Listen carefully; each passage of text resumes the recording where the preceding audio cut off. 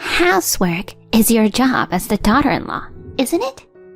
Why do I have to clean? Don't get spoiled just because we live together. You're shameless. I can't believe it. I need you to vacuum. That's the reaction I got when I asked for help. Actually, I injured my leg falling down the stairs recently. I can't do household chores and childcare properly anymore. My mother-in-law said she would help me. So I took her up on her offer and we started living together recently. That's when the strain on my leg increased. I asked my mother-in-law to vacuum for me, but she refused with a very clear frown on her face. But it hasn't fully healed yet. I hope you could help a little, Mom. You say it's not fully healed, but you can move just fine now. It's not like you can't do it. It's because you keep depending on others that your recovery is slow. Saying that, my mother-in-law refused to help. I sighed and thought I would just do it myself. Sighing so conspicuously, you're quite a disrespectful daughter-in-law. Didn't I take care of you a lot when you were injured? You forget the favors people do for you as soon as you feel a little better.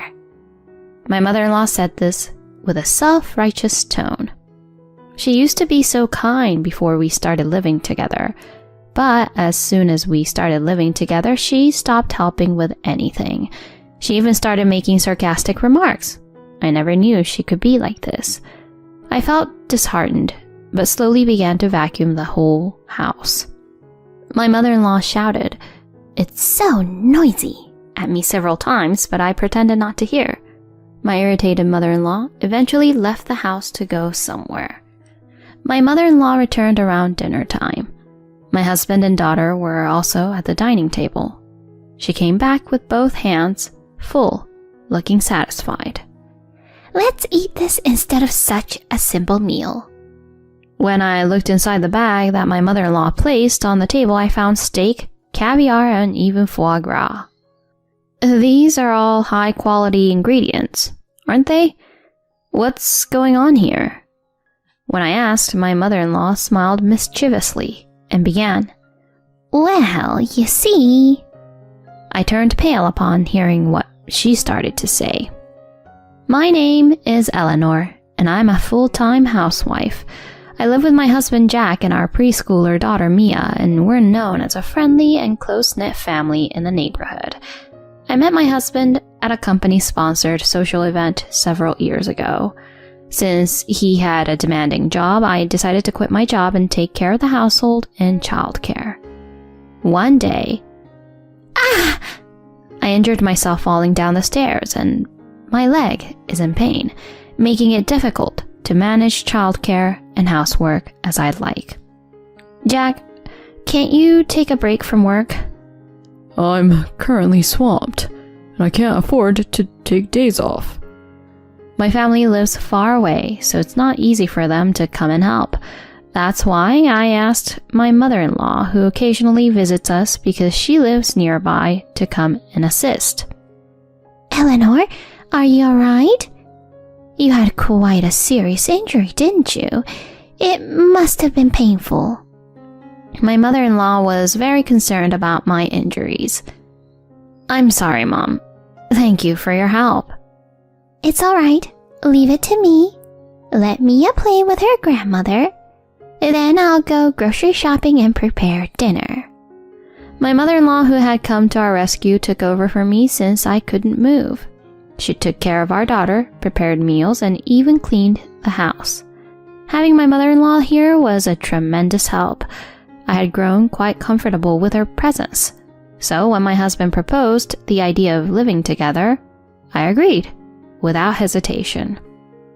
Our house was a single-family residence, and we had plenty of room. I thought her being here would make household chores and childcare much easier. I had no idea how wrong I was. Once my mother-in-law and I decided to move in together, it didn't take long. My husband's family had been renting their previous place, so they vacated it swiftly, and my mother-in-law moved in right away. In the beginning, when we started living together, things seemed to be going smoothly. However, household chores are your responsibility as the daughter-in-law, aren't they? Why do I have to do the cleaning? Just because we live together, don't get too comfortable. It's really quite audacious, and that's just not acceptable. Since my leg hadn't fully healed, I asked my mother-in-law to vacuum for me, but she openly refused, making a displeased face. I couldn't help but feel exasperated. But I'm still not completely healed. Mom, can you please help a little? Even if you say you're not completely healed, you can move just fine now. It's not like you can't do it. It's because you keep depending on others, like this, that your recovery is slow. Saying that, my mother-in-law refused to help. When we had just started living together, she used to assist with household chores. But even that became sporadic. Recently, she hardly did anything at all. As for my husband, ever since we moved in together, he's grown quite dependent on his parents and seems to have reverted to a more childlike state. No matter what I said, I couldn't get through to my mother-in-law, as my husband always took her side. I asked my mother-in-law to at least clean up the areas she had made a mess in, but she wouldn't listen. Unable to do anything else, I would let out a sigh and continue to handle all the household chores by myself, as I always did. This seemed to irritate my mother-in-law even more.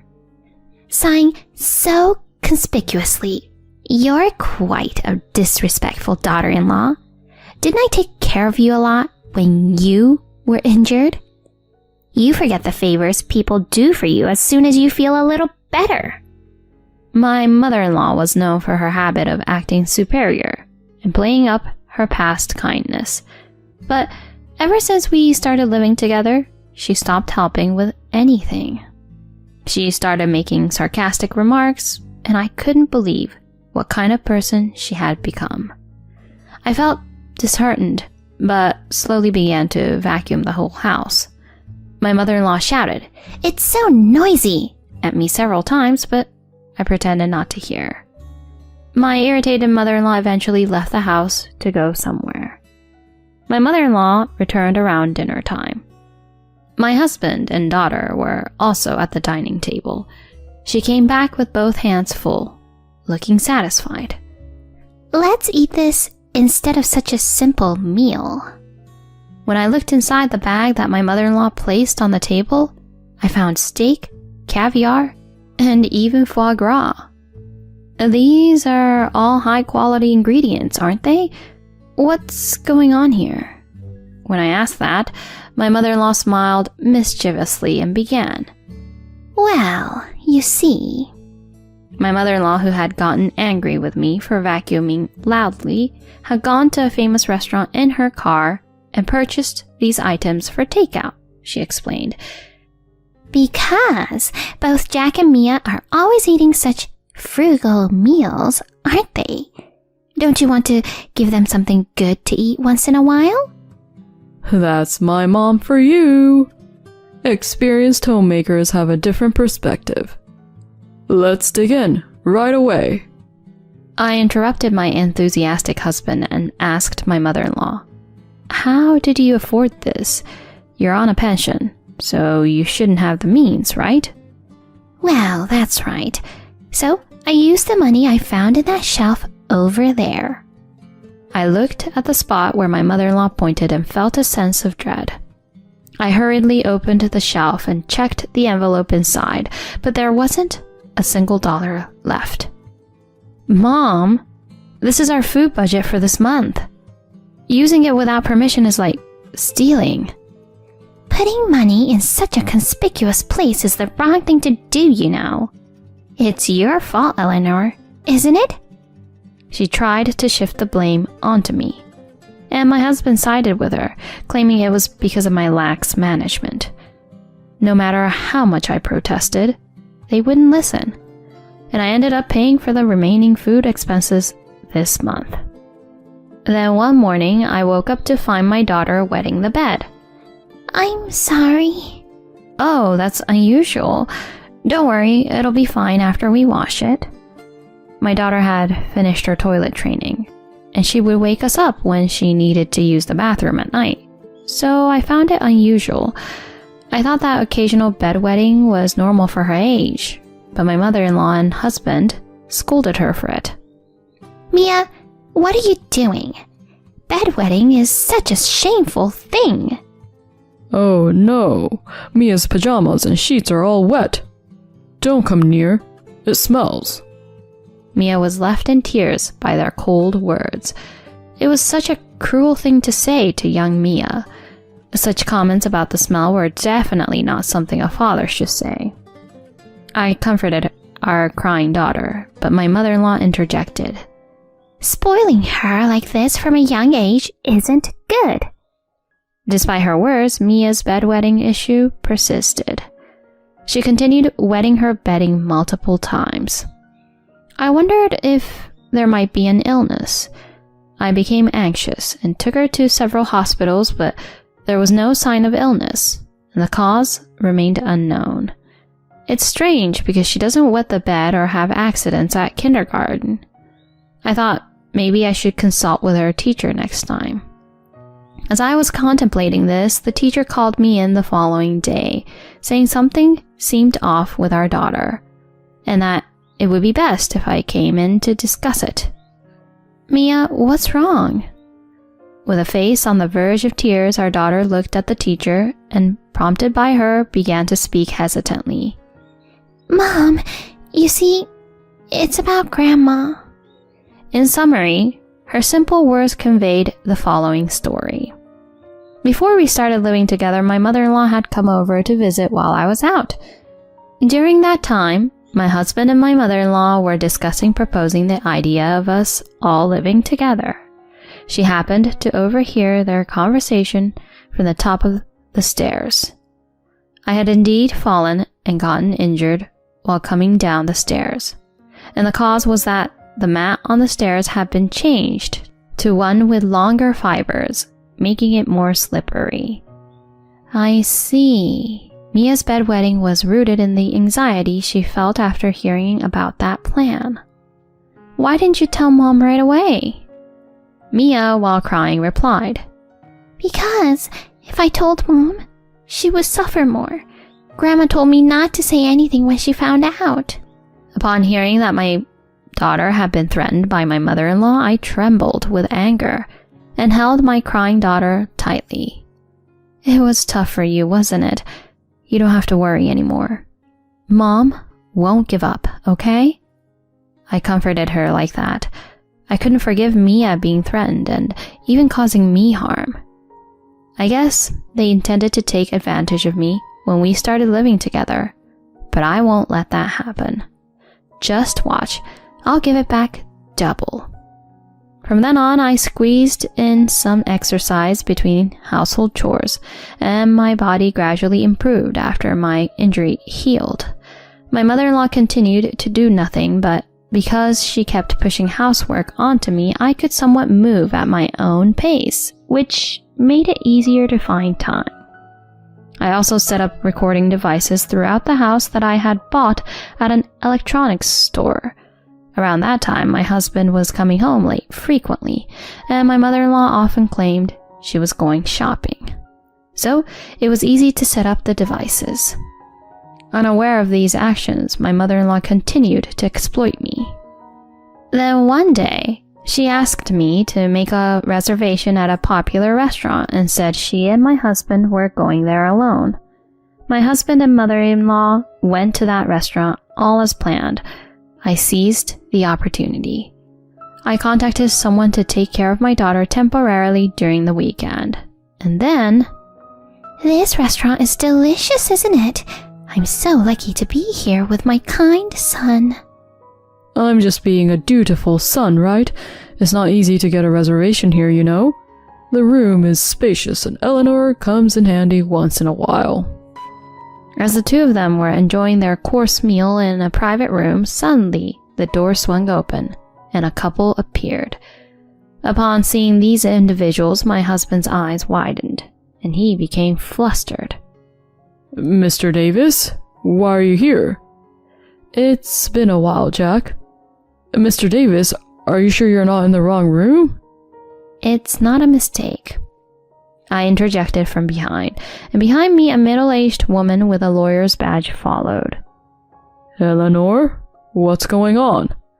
Today, Mr. and Mrs. Davis are here with their lawyer, so I reserved a private room for 6.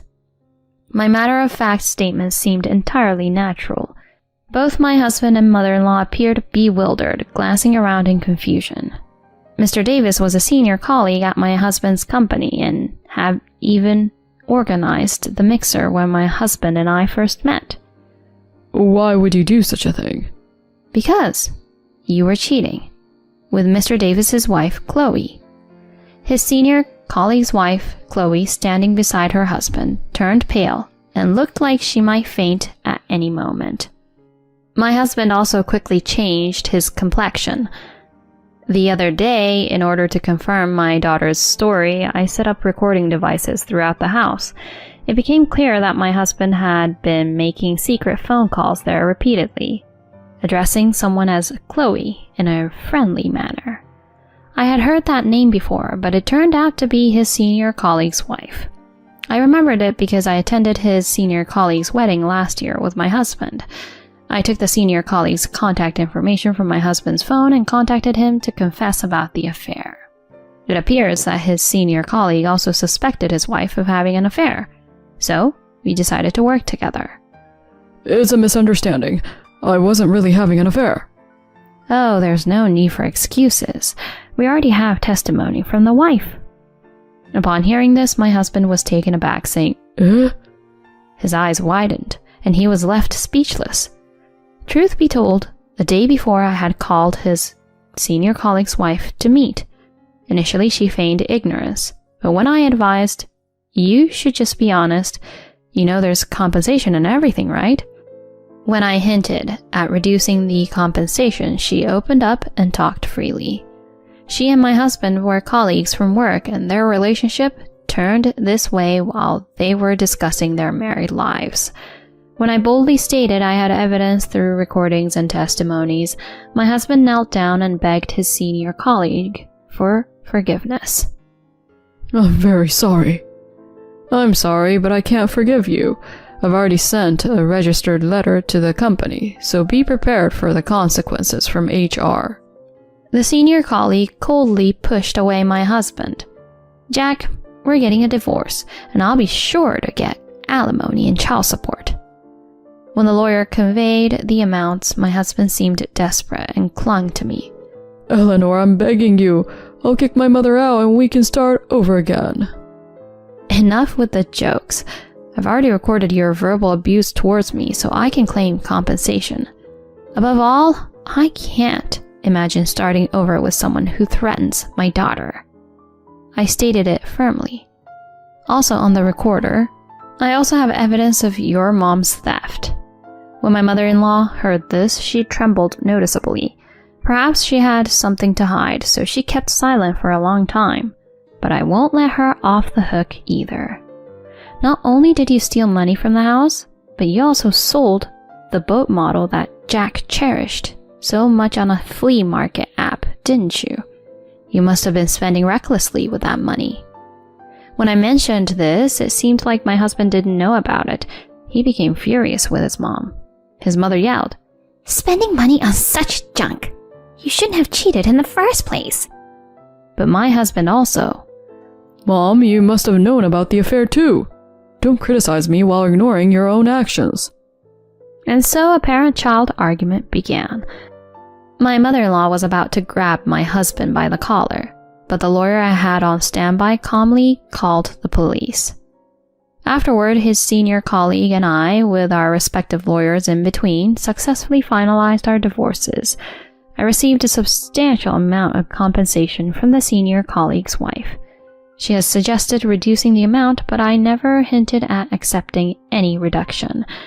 Rumors of my ex-husband's infidelity spread at his workplace, but because he had to make payments for compensation and child support, he couldn't quit. Since my ex-husband's company dealt with products for women, it seemed he had made many female colleagues his enemies. As a result, he was often assigned warehouse duties instead of sales positions. One day, my ex-husband was hiding and smoking inside the warehouse. The supervisor called out to check if anyone was there, but my ex-husband, who didn't want to get caught, stayed silent and ended up being locked inside the warehouse for the day. No matter how much he pounded, the soundproofing prevented his cries from being heard. Locked in a place with no water supply or anything else, my ex-husband was found by the security guard who came for the night patrol 6 hours later. Rumor has it he accidentally wet himself. With the gossip spreading, my ex-husband understandably resigned from the company. Now he's apparently working multiple part-time jobs and living with his mom. By the way, his senior colleague's ex-wife, her parents paid the compensation all at once for her, and now she's being made to do manual labor in a company run by relatives. Once she tried to escape and roll back to her ex-husband's place, but her compatibility with her former mother-in-law was terrible. They were arguing loudly, and the police warned them. In the end, she was taken back to her parents' house. Honestly, even hearing such a story, I couldn't muster any sympathy. I couldn't help but think, you reap what you sow. As for me, I used the qualifications I obtained before marriage and found a new job. Fortunately, once my daughter separated from my ex-husband and ex-mother-in-law, her bedwetting quickly improved. It seems she made new friends right away at the new nursery. She would even take a friend who had an accident to the bathroom and get them a pair of underwear from a changing shelf. There are times when she gently supports them, as the teacher told me. I felt happy sensing my daughter's kindness and resilience. She has overcome difficult times. I am proud to have a daughter who is kind to others.